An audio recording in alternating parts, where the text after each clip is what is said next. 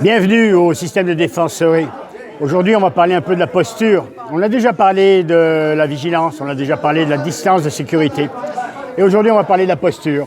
Donc, en admettant qu'on est déjà en distance de sécurité, et la posture de base, c'est ce qu'on appelle la garde parlementaire. En fait, c'est une posture passive, si je peux dire, qui ne donne pas l'impression d'être agressif et qui va vous protéger.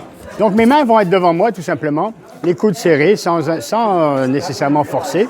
Et les mains parlent un petit peu comme ça, les paumes vers l'avant, un geste d'apaisement. Et ça, c'est la garde parlementaire. Mais en même temps que je fais ce geste de garde, j'écarte un peu les épaules et je me mets le plus grand et le plus gros possible, un petit peu comme l'ours qui veut faire peur à quelqu'un.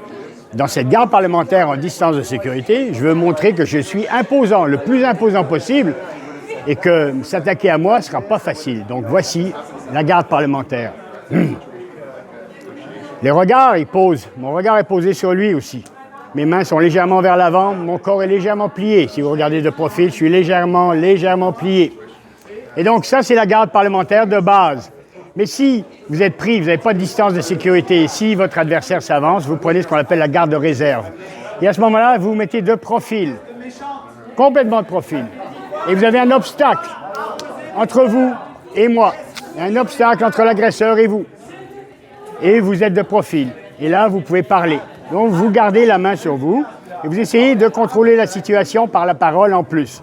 Donc, la posture, maintenant, elle est un peu plus défensive. D'accord? Vous êtes bien de profil, l'obstacle entre vous et l'autre. Et finalement, si la personne en face de vous continue d'avancer, vous faites ce qu'on appelle la barrière. Et cette troisième posture, c'est la posture finale avant de passer au combat, s'il fallait.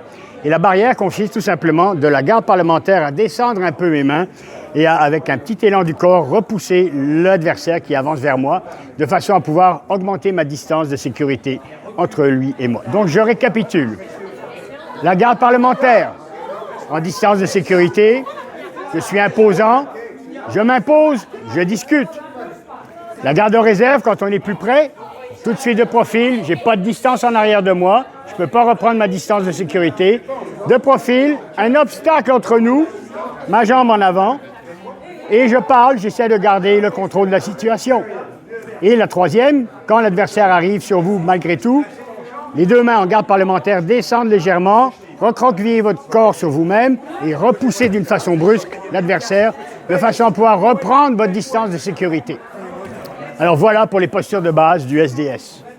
Merci.